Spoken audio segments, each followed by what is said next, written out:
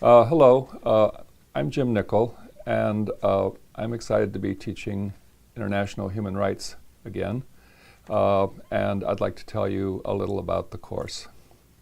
The subject is important and interesting because I think the emergence of international human rights law is one of the biggest developments in law in the last half century.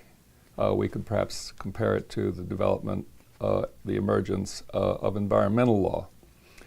Anyhow, this is an area in which I've been writing and teaching for several decades, shall we say, and I enjoy it. I think it's really interesting, and I think the course will be both a good time and educational. The course tries to cover the international human rights movement from its contemporary beginnings, which would have been right after World War II with the 1948 Universal Declaration, and then continues clear on through to the more recent developments such as the International Criminal Court, which emerged in 1999. This course starts with a section on the history of the human rights movement.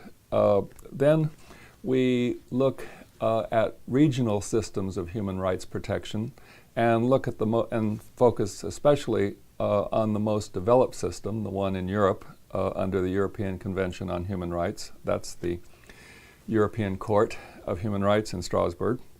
And we'll look at other regional systems, and we'll also do a kind of survey of human rights issues and protections in various regions of the world.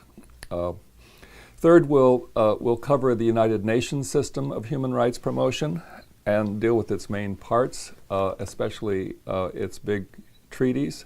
Also, we'll look at the Human Rights Council within the United Nations and a number of other topics.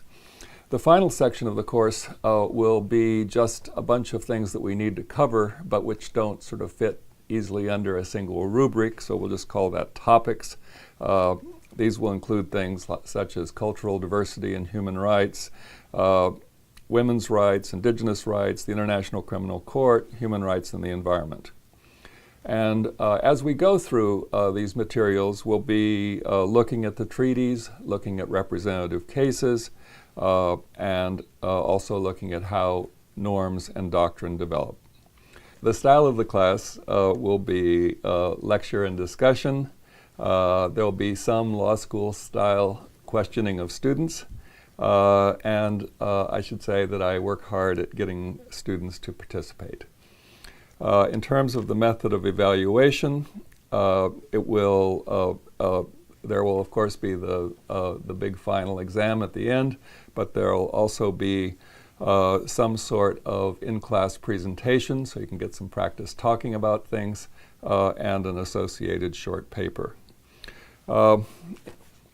Why should someone take this course? Well, the best reason would be that you're interested in these sorts of issues, that you're interested in international stuff, and perhaps think that you might be able to work in some international setting, work as a lawyer, or perhaps because you think you would be interested in doing pro bono work in the area of human rights.